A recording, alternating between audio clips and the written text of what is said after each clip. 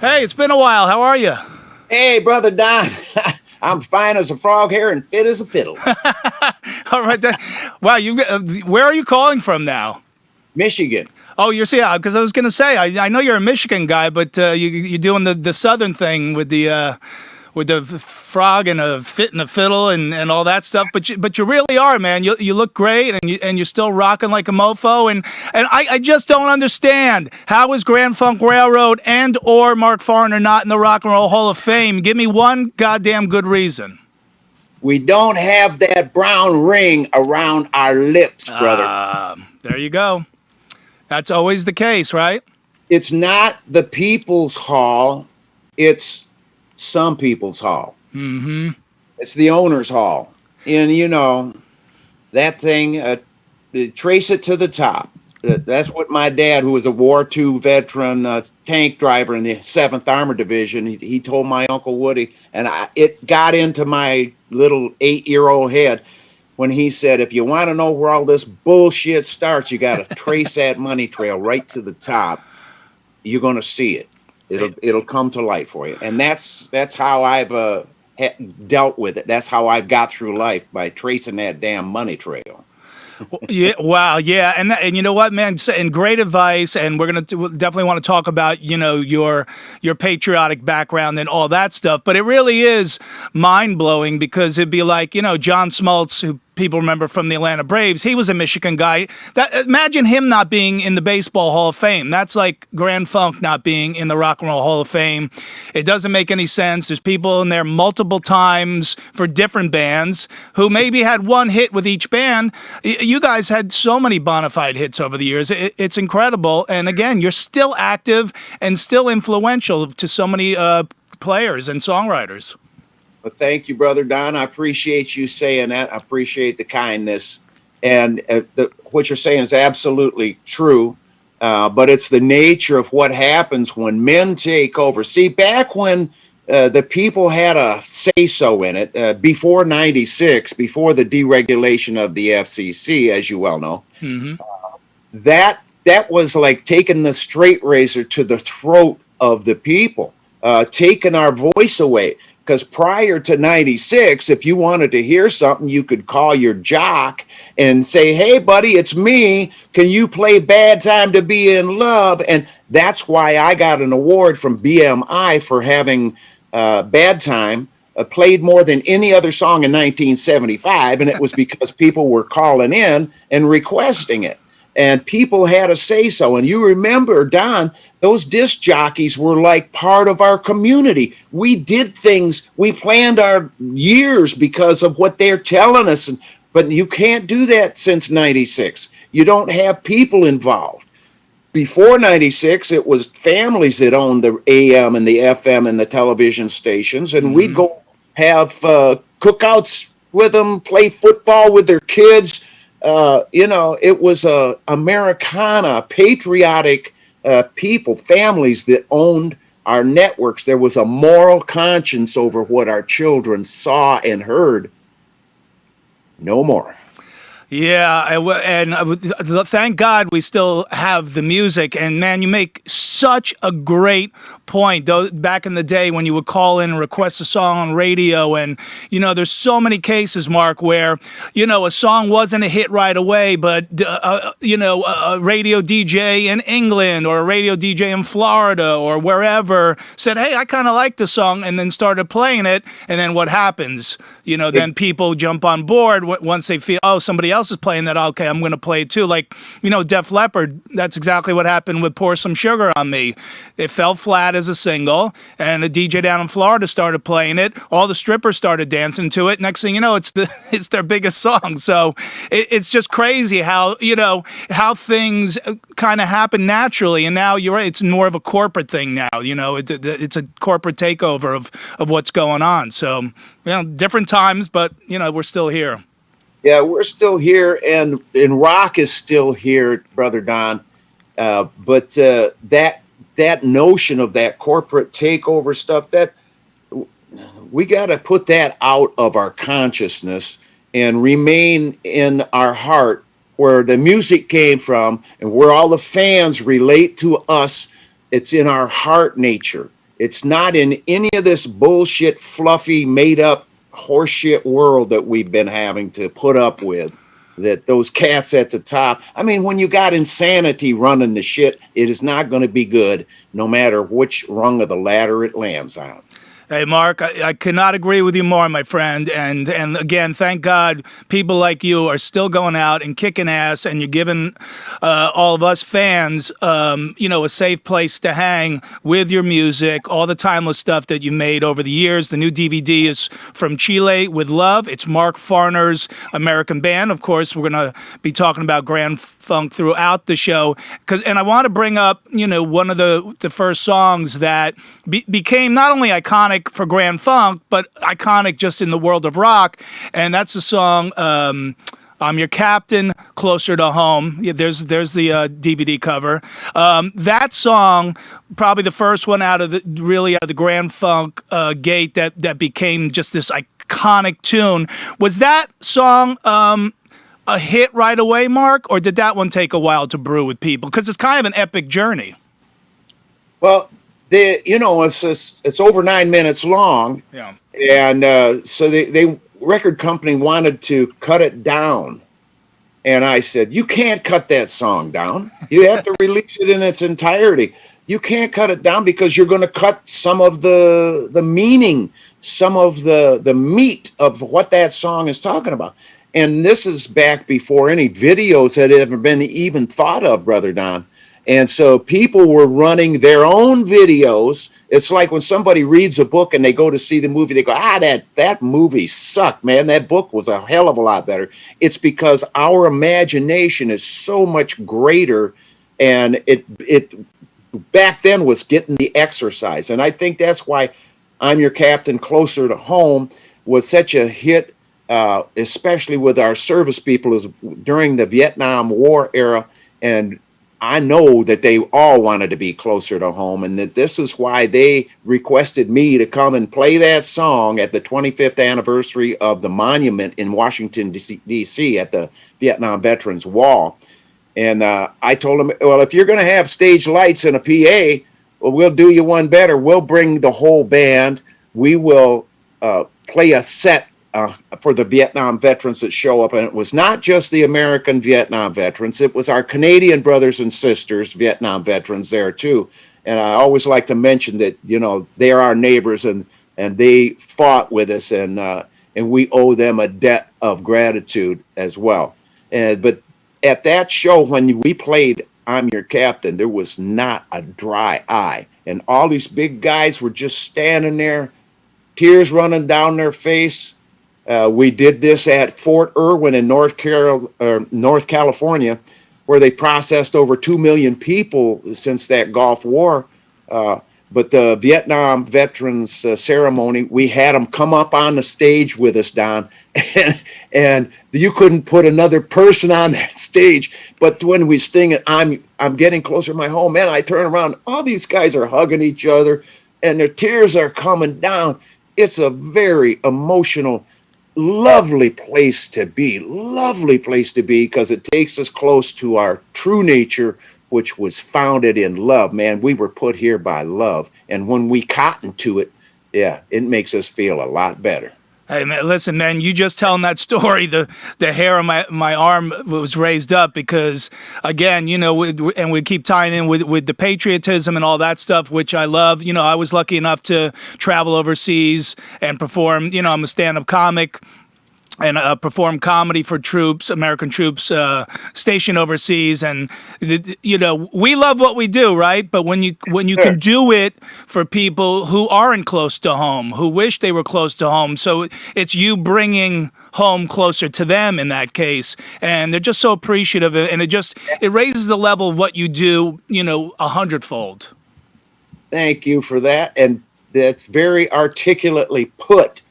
People don't realize the connection that the song and the emotional fix that we have from those songs, especially when we are in an audience where he's going to see this band that we know these songs. There is an exchange of energy that happens nowhere else. It's live in concert.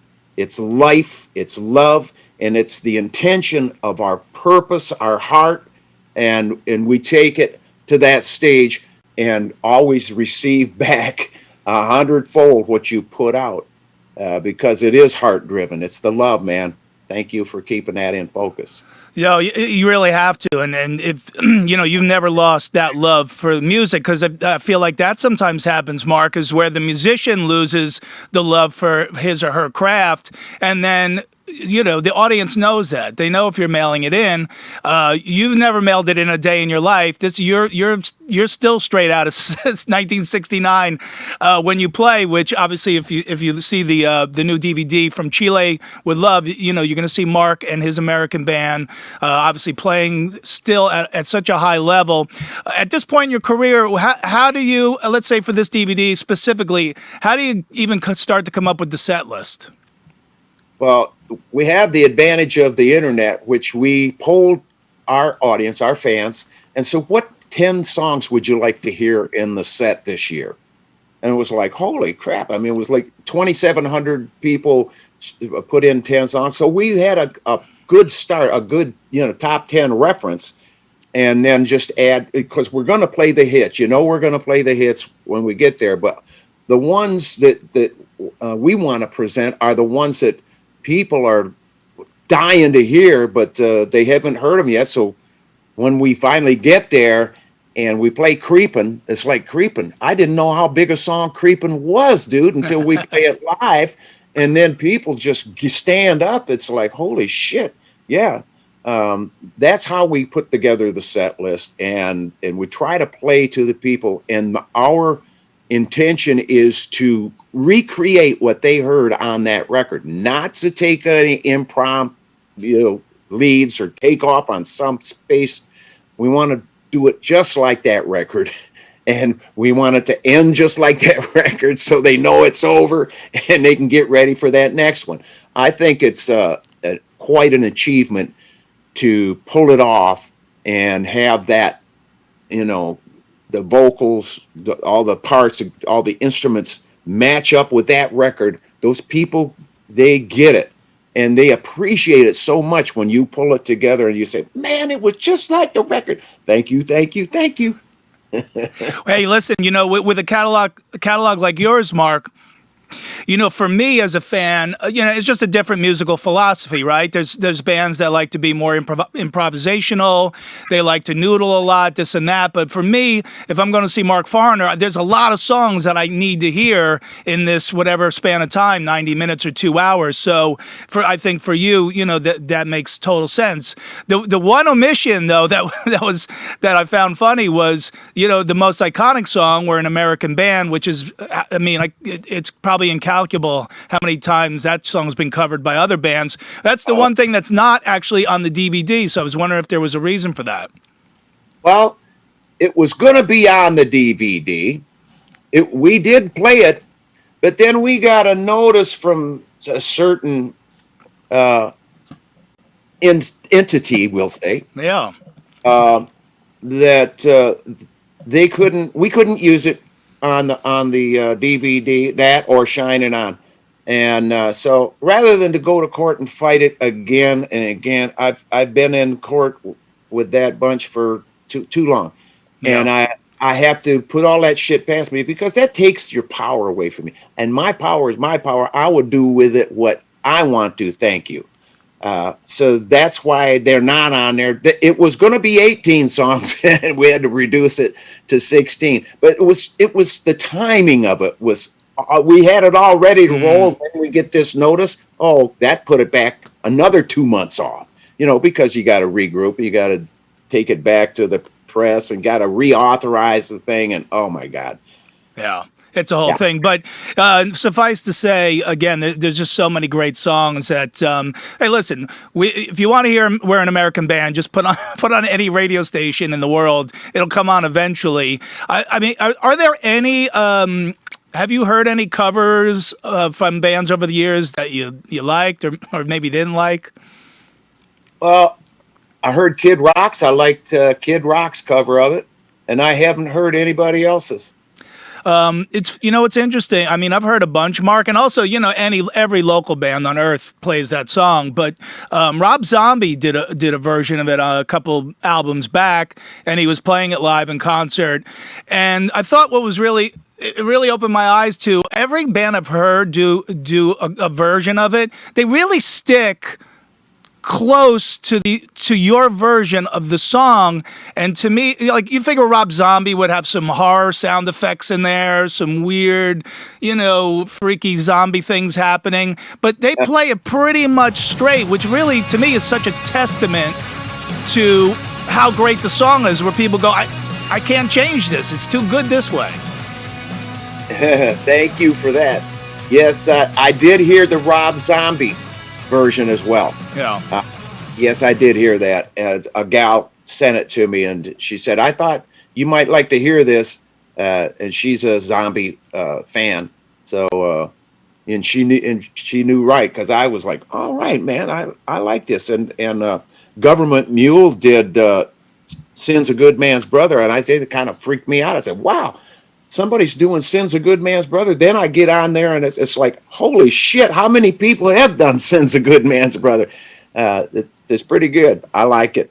Yeah, and also, I've seen a lot of bands cover "I'm Your Captain," but man, that is a solo vocal epic tune. Like you better have major league pipes to pull that one off, because as you said, it's a 9-minute journey, and and the whole build up through the ending with the orchestration and all the stuff you have on the end there. Was that originally two different songs, Mark, or was that always written to take that journey like that? It was written to take that journey, and when I wrote it, I was at Channel 5 down in Cleveland, Ohio. And we were doing a show with James Brown that day, television show. And the band leader, Tommy Baker, heard me playing that lick. Da, da, da, da, da, da. He says, "What is that, Mark?" I said, "Well, it's a song that we're gonna record down the street here at Cleveland Recording." And I told him, "It's I'm Your Captain." He says, "Dude," he said, "I'm hearing shit. You can't believe what's going through my mind over there. You got to stretch that ending out." He says, "Give me room, give me some space." He says, "When you think you can't play it again, give me 10 more rounds." He says, "I want you to stretch that thing out." So when we got to the studio, I said, "Okay, guys, this is it. Tommy Baker wants us to stretch it out, and this is where it's going to get stretched out." And this is back in the day, Don, we played with no click track. It just flowed with the flow, the feel. There was no dinks to keep you directly, perfectly on the beat. No, they had a feel to it. And I think all that music that was cut without a click track has a certain character that is recognizable in there. And especially when, when Tommy Baker put the violins and then the French horn and the oboe and the stuff, these are real instruments, Brother Don. These are not a synthesizer. Yeah, I know. You're playing a little note and it comes out, sounds like a. No, these are real instruments. And that song, it gave breath and gave life that it would not have had if it wouldn't have been for Brother Tommy Baker. Agreed, and all those things you just said is the reason 16-year-old kids got boners in the backseat of their car with their girlfriends, and why to this day, retired veterans in their 70s and 80s cry when they hear the song, because it wasn't some a track just placed behind it, a pre-built track in Pro Tools. It's the real deal, as you are, and really to put stuff in context to the fact that you're still going here in 2021. Rewind to 1971, and Grand Funk Railroad is selling out Shea Stadium. That's how long this man has been doing this shit, and that's incredible. You sold out Shea Stadium faster than the Beatles, right? That's right, and I penned all the music that was sung that night. That was my creation. Proud of. So it was when, because the iconic concerts, I think that most people remember, obviously, would be you guys and the Beatles. And Bobby, put some of that footage up there of these guys, because I don't know if there's footage really of the Beatles at Shea Stadium, but they said their experience was really kind of weird because I guess there weren't stage monitors or whatever, and the screaming was so loud that they couldn't even hear themselves playing. So how was it for you guys playing at Shea Stadium? Well, we didn't have the monitors, as you can see by that shot there. There was no wedge monitors on stage, but we were playing to front of house, Don. Wow. That's what we heard. And we had Custom Audio Electronics who had built a PA system for Grand Funk. We went in there with walls of speakers, and there was no problem for our brothers and sisters in New York City to hear what we had to say that night. And because it was set up at second base, and that whole stadium, Shea was a semicircle, the focal point was second base, dude, because when they started singing I'm Getting Closer to My Home, it was like they were on stage with they drowned out the PA with their voices. And just telling you that, I got those goosebumps, dude. Yeah, irreplaceable, memories and experiences, and it's all led you to where you are now. And it's funny. So last night I was listening to, my old metal show pal Eddie Trunk on his Sirius XM radio show, and he was talking to Mark Slaughter, and all of a sudden your name pops up, and Mark Slaughter says, "Yeah, I'm working with Mark Farner. We're recording some new stuff together. I guess down in Nashville, where Mark lives. So talk about some of the new stuff that's happening with you." Well, brother Mark Slaughter, we met at Rock and Roll Fantasy Camp, although I was a fan of Slaughter, prior to meeting him. When we met each other, it was like long lost brothers, seriously. And I don't know if you've ever seen that Howard Stern. We did I'm Your Captain on Howard Stern. Yeah, I remember. And Mark Slaughter was there, along with Kip Winger, along with Sandy Gennaro, along with Teddy Zigzag, and Bruce Kulick, who now plays guitar for Grand Funk. Right. But when we were doing the song,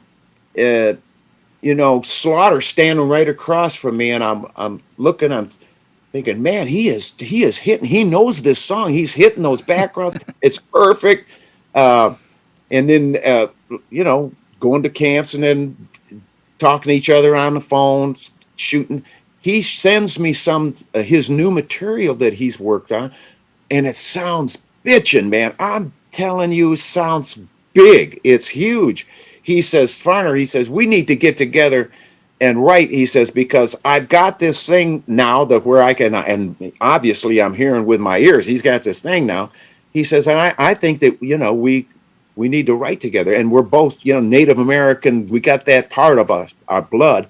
Yeah, we could mix it up good. So I went down, I did the TV show in Nashville, Huckabee Show, and stayed for an extra few days and wrote some music with Mark Slaughter. The first one out of the gate is Anymore. And when the people hear Anymore, they're going to hear the brotherly love, and they're going to hear a wonderful expression of forgiveness. Wow. It's good shit, man. It's good shit. Hey, listen, he spoke of the same reverence for you and had the same passion for the material as you just expressed. So I can't wait for that to see the light of day. I don't know if you have a timeline on that or not, or if it's something that's still brewing.